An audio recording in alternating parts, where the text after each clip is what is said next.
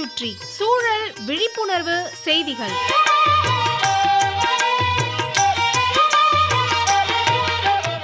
அன்புள்ள Daniel Juliet ஐயா அவர்களுக்கு உங்கள் மாணிக்கம் எழுதும் மடல்.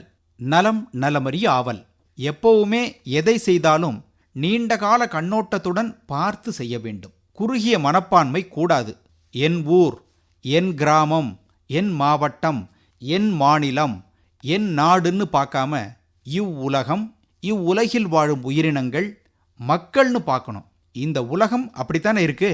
மக்கள், விலங்குகள், செடி கொடிகள், மரங்கள், மற்ற உயிரினங்கள் எல்லாம் வாழ ஏற்றதாத்தான் உருவாக்கப்பட்டது.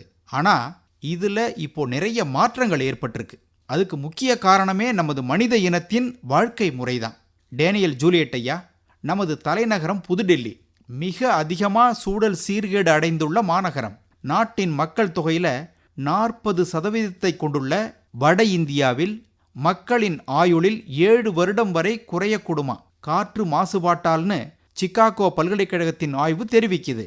பஞ்சாப், ஹரியானா, சண்டிகர், டில்லி, உத்தரப்பிரதேசம், பீகார், மேற்கு வங்கம் உள்ளிட்ட 7 மாநிலங்கள் மத்திய ஆட்சி பகுதிகள் அமைந்துள்ள கங்கை சமவெளி பிரதேசத்தில் வாழும் மக்களின் எண்ணிக்கை சுமார் 48 கோடி. காற்று மாசால் அதிகம் பாதிக்கப்படுபவர்கள் இந்த பகுதியினரே.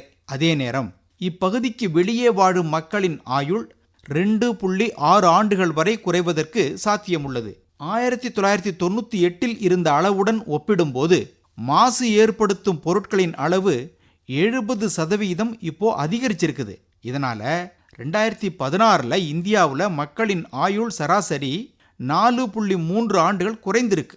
இப்போ இது இன்னும் அதிகரிச்சிருக்கும். காரணம், இப்போதைய மாசுபாட்டின் அளவு கூடியிருக்குதே. இப்போ ஏற்பட்டிருக்கிற காற்று மாசுபாடு ஒற்றை பிரச்சனையால் உருவானதல்ல.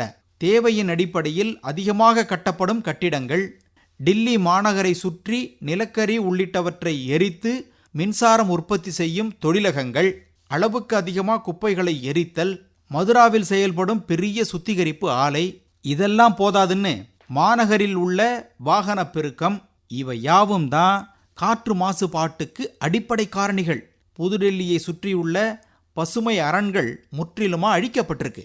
கட்டிடங்களா அவை மாறி இருக்கு. அப்புறம் மாநகரின் வெளிப்புறங்கள்ல ஹரியானாவில் பயிர் சாகுபடி மேற்கொள்ளும் விவசாயிகள் அவற்றிலிருந்து கிடைக்கும் கழிவுகளை தீ வச்சு கொளுத்துறதுனால தான் இவ்வளவு பெரிய சூழல் சீர்கேடு.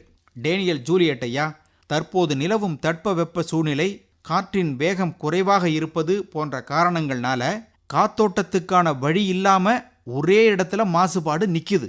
சாதாரணமா வெளியேற்றப்படும் மாசு காற்றோடு காற்றாக அடித்து செல்லப்படும். ஆனா குளிர்காலத்திலையும் காற்றோட்டம் இல்லாத நாட்கள்லையும் மாசு அடித்து செல்லப்படாமல் அப்படியே அங்கங்க படிஞ்சிடுது. பொதுவா சுற்றுப்புற சூழல் பாதுகாப்பு குறித்த அக்கறை இல்லாம இருக்கு.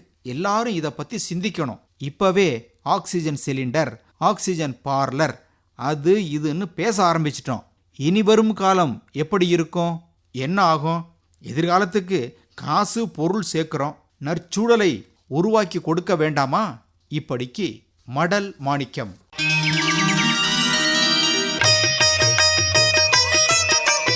நம்மை சுற்றி சூழல் விழிப்புணர்வு செய்திகள் கேட்டீர்கள்.